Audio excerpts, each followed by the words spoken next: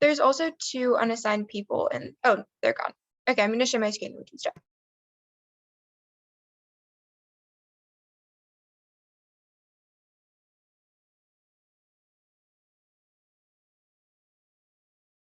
Okay, so I'm Serena. I'm a rising senior at Lawrence Free State, and I'm just giving a lecture over topicality, specifically going for on the water topic. For like a brief overview, the format of this lecture is first just a basic reminder of like 1NC construction for T violations. Second is just a 2AC formula for answering any topicality argument. And then we're going to go over like specific interps that I think will be relevant to the topic and end with just some pro tips that are cross-applicable to any year. So starting off, here's just as a reminder, if you are super familiar with topicality, this is the basic 1NC structure that you need to make a complete argument. First is your interpretation. It's just a definition of a word in the resolution that serves to include or exclude affirmative plans. Second is the violation. This is just the reason why the plan that the app is forwarded doesn't meet your interpretation as above. And last are your standards and voters. This is just the reasons why your model is best for debate. So things like limits, ground, precision, predictability, etc. And then the voters part is just why those things matter, but I would stress the standards because they're the internal links to your impacts. Okay, next is the basic 2AC outline for answering topicality. First, you should always have probably 2 kinds of we meet arguments. One is definition specific, so you'll cater to what the definition the 1NC is worded is and say sort of reasons why you could likely fit under their model. But second is an argument that you can always make in the 2AC as long as you have the word that they're defining in your plain text. Plain text in a vacuum is just the argument that the only determinant of what is topical or whether the app is topical is the plain text that you read in the 1AC. So considering the negative has defined resolutional wording and you've read resolutional wording in your plain text, you would be topical regardless of the function of the plan if they win their definition. Second is the counterinterpretation. Make sure when you're giving a 2AC, you're counter-defining the word that the 1NC is defined, and also make sure that your counterinterp like allows your affirmative. Otherwise, you would have forwarded an ideal model of the topic that doesn't include your own plan. Third is offense. These are just your standards, things like precision, off-ground, predictability, etc. And last is defense. These are just answers to the 1NC standards, things like functional limits. So on this topic, I think you can always say that the state's counterplan is a functional limit. AF teams have to innovate around it in order to beat teams. The politics decide, like the cap K, the privatization counterplan, etc. All give it the neg something to say regardless of what the app says. You should also always say reasonability. It's just the app is reasonably topical, pretty self-explanatory. Okay, so here's the basic example of a 1NC. The UN3 evidence is the interpretation and it serves to exclude the oceans from the topic.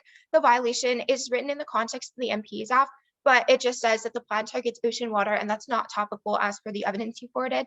And then the standards are limits and ground. Limits matter because we've had 2 prior ocean topics, and ground matters because it circumvents core generics like the state's counterplan. Okay, so now we'll get into topic specifics. I think we all know the res that the United States federal government should substantially increase its protection of water resources in the United States. And I don't think personally that any of that resolutional wording matters up until the word protection for just regular old topicality purposes.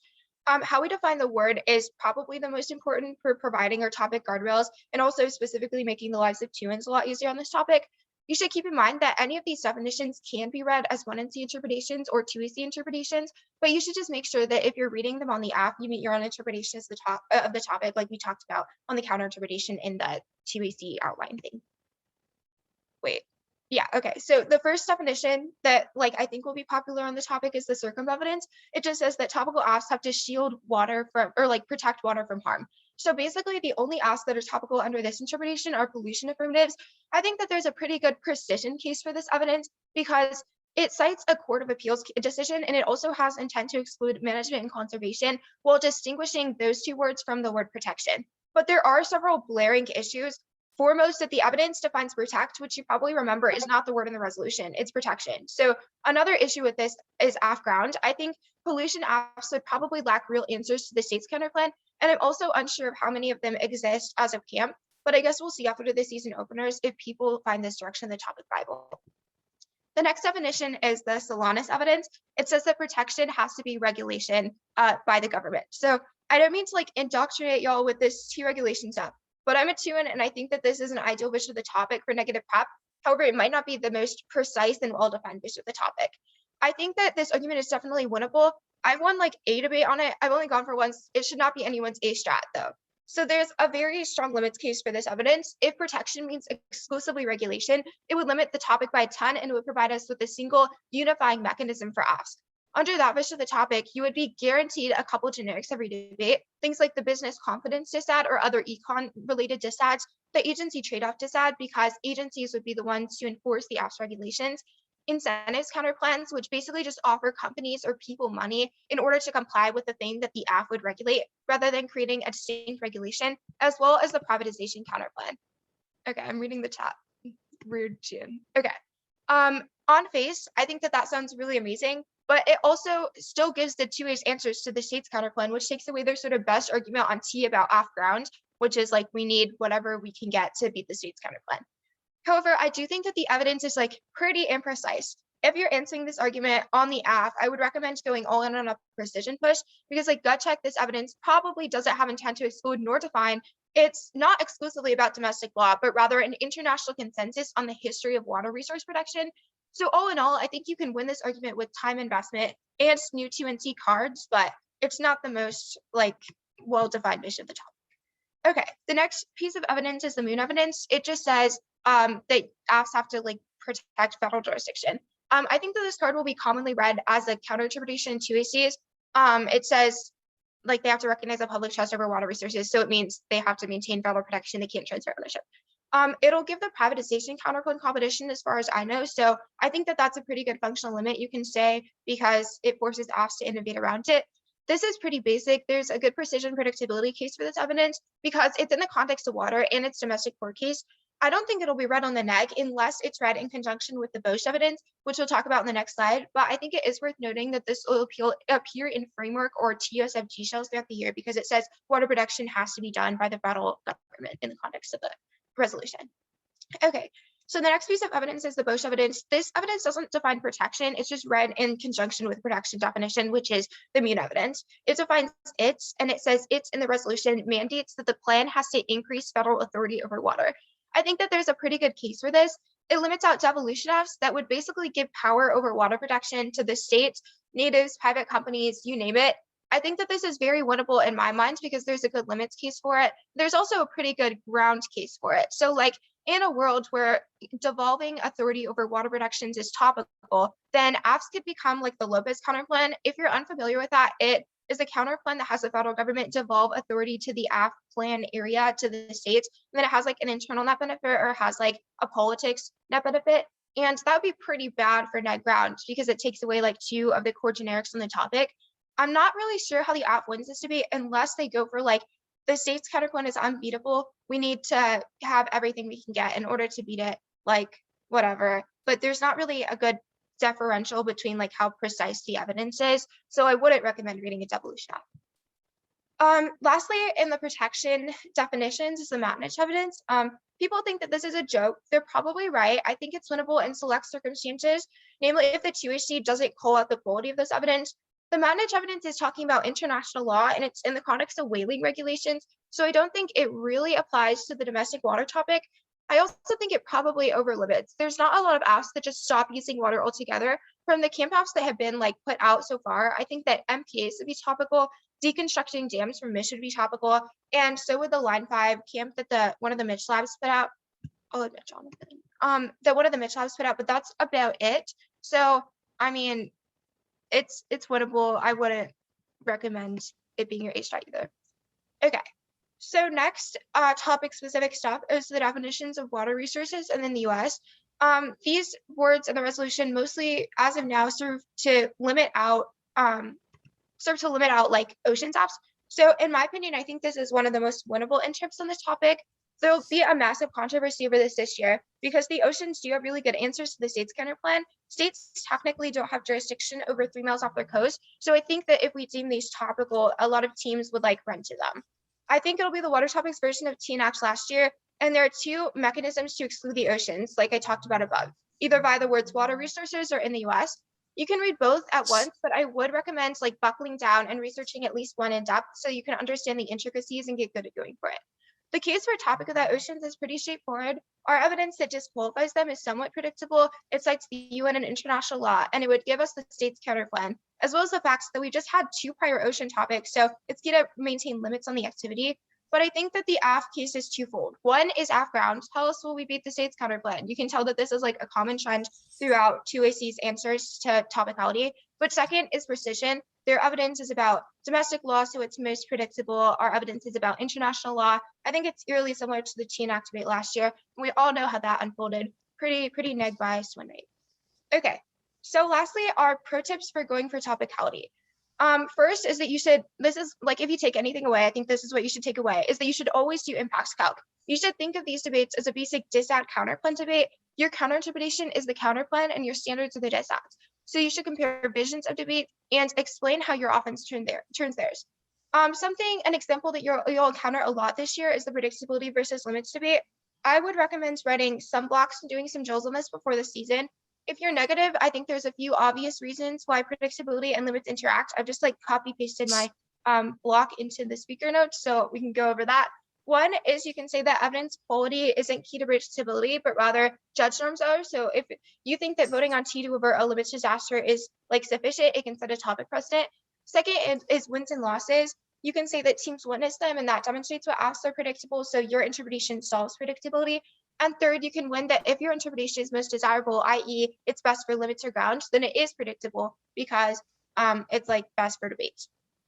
Okay, so second is that you should contextualize your offense to the counter interpretation. Something that you should know is that your generic blocks are not always going to apply depending on how limiting or unlimiting, precise or imprecise, and so on your opponent's counter interpretation is that they read in the 2AC. You shouldn't get carried away, which is something I'm still guilty of, but you should remember that similar to a counterplan dis debate, if their counter interpretation solves the offense that you're planning on stressing, it's not really offense at all. In fact, it's just something that you mutually solve and it's not a net benefit to your interpretation.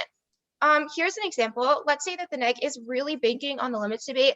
They have like a 2NC limits overview ready about how horrible a topic with the presumed AF interp is, how it would justify thousands of new AFs, but then the 2AC stands up and they read a counter interpretation that is near indistinguishable from the negs, but it allows the plan that they've read in the debate and maybe like three other mechanisms. Your limits offense is not super persuasive in this scenario because they probably almost equally solve it. So you should be wary of these situations and be ready to go for like other impacts or maybe not go for topicality.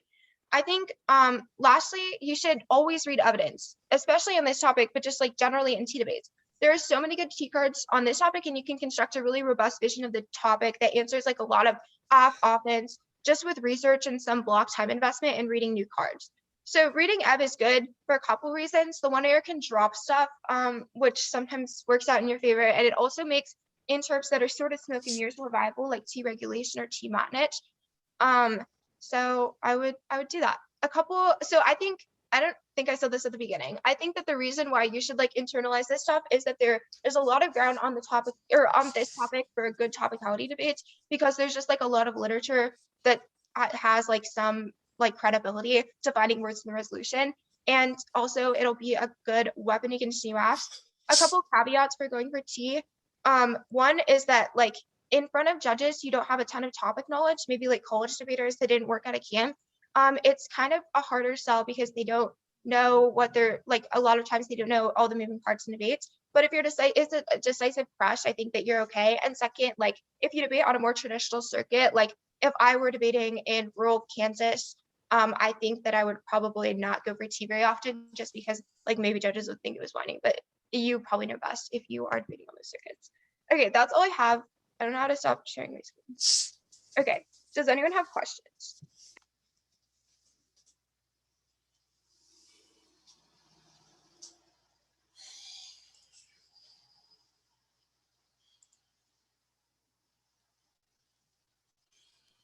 Okay, cool. Does any lab leader have anything to add?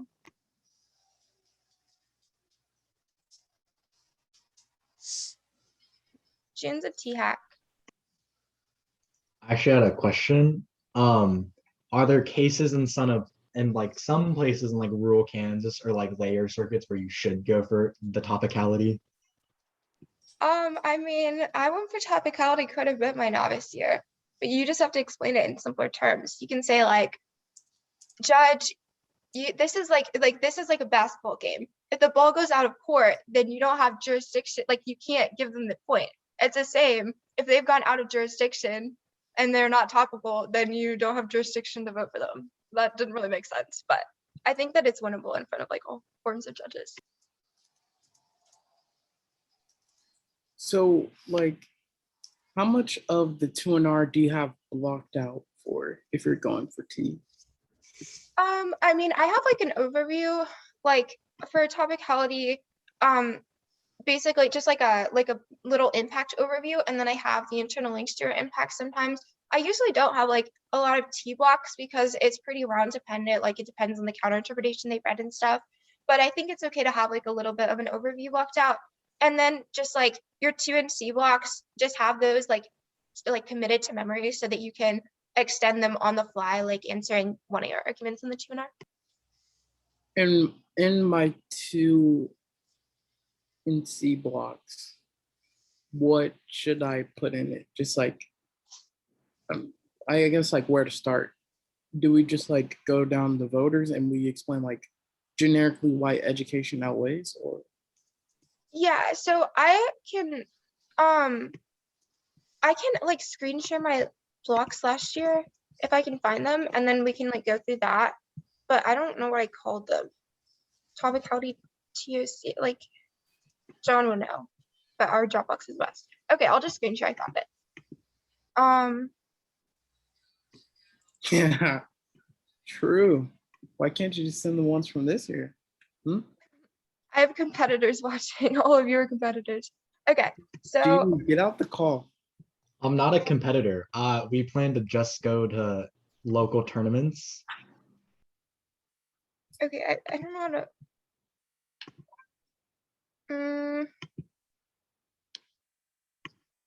Okay, I'm screen sharing. So I have like so I read new cards in the 2 and C whenever we Oh, went for this an is ugly. Wait, stretch out your stuff. What? Oh yeah, sorry. Okay. Yeah, so I have like, this is my little brief overview. I changed it a little bit, but like there's an extension of your interp that you read in the 1 and C, and then you can have new cards ready in order to, and like just to read regardless, to bolster your 1 and C interpretation, like I said in the pro tip section.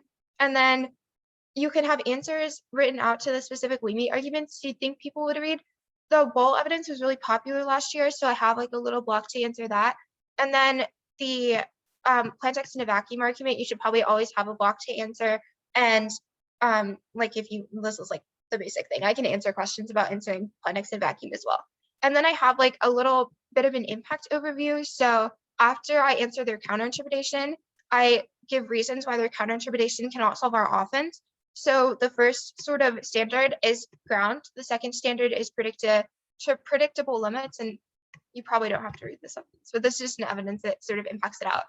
And then you can answer like all their defense, which I have in my blocks down here. Things like over limiting, functional limits, reasonability are things that they'll probably always say in the 2AC, as well as like a precision push. Yeah. Okay, I don't know how to stop sharing. Okay. Did that help at all? I can also answer other questions. Yeah, so like you like make meets to like specific authors. One, is that like, have you ever used those specific authors, or like is it a good time trade feed off, or should we just stick to generics? Wait, sorry, what's the question? So you made like answers to specific authors on T violations. Is that a good time trade-off?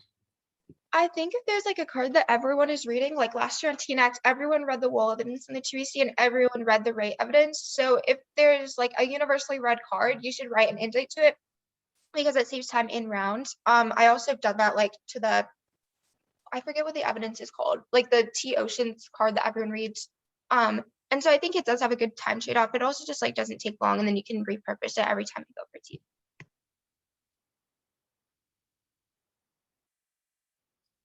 Archon says it's super helpful on the predictability rate. I think Archon had a question in the chat actually. How long do you think T should be in the block? I think it depends on the interpretation. If it's like T regulation, you probably have to spend more time on it because you have to read more cards to bolster your argument. But if it's like T managed, there's not a lot of, maybe that's a bad example. I think it varies based on the definition. but I think it should be about like 3, maybe 4 minutes in the block. Sometimes at camp, John took it in the 1 hour, and then it would put a lot more pressure on the 1 hour, which can be helpful. My thoughts on 13 minutes of tea, I would say don't do this. Gene's a bad influence.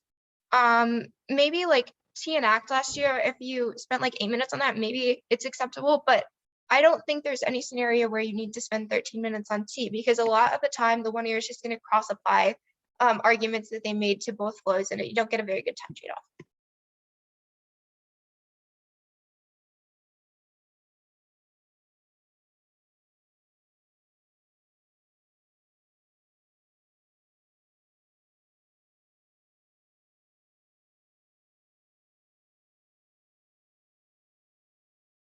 Okay, did I miss any questions in the chat? I'm trying to read. Yeah, I agree, Jonathan. Go for tea and late and play circuits if you have analogies. Okay, cool. All right, I'm gonna stop the recording.